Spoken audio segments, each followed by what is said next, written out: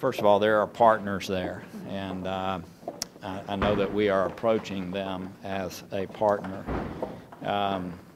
But I mean, we would like to see them be a little more stringent on stopping some of the trade that's taking place between the two countries and ensuring that the banks that may be helping finance some of the illicit behavior, that they are able to keep them from doing what they're doing. So, you know, it's China's.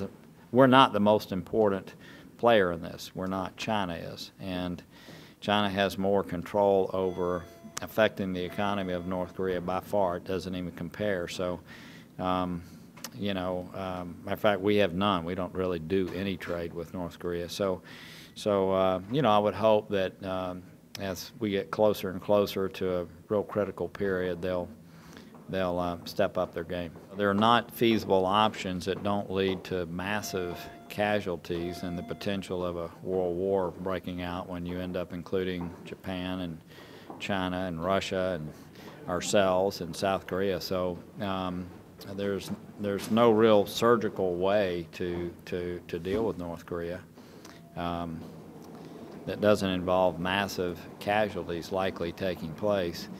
At the same time, the president has said that either they're going to stop developing a nuclear weapon that is deliverable to the United States, or something like this is going to happen. So again, that's why it's so important that China plays the role that we all know they can play if they decide to help curtail economic activities there. It's incredibly important that the people of North Korea understand the threat that Kim Jong-un poses to their own safety and well-being.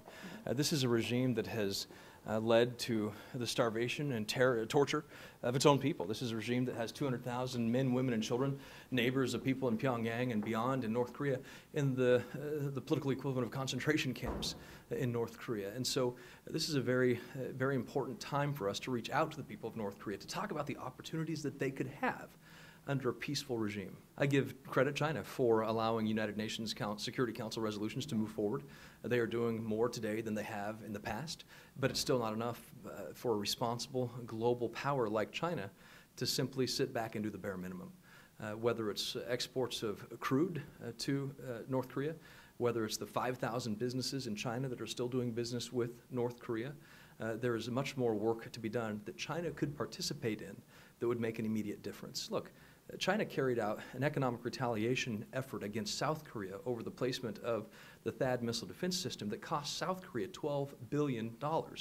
We know that China's trade with North Korea is somewhere near $5 to $7 billion. So the actions China was willing to take against South Korea were more harsh than the actions they're willing to take against North Korea. And if they would simply do the same kinds of things by depriving North Korea of those dollars, we would see a significantly different outcome in North Korea. And I hope that China embraces the same goal that we have, the complete, verifiable, irreversible dismantlement of the North Korea missile and nuclear program.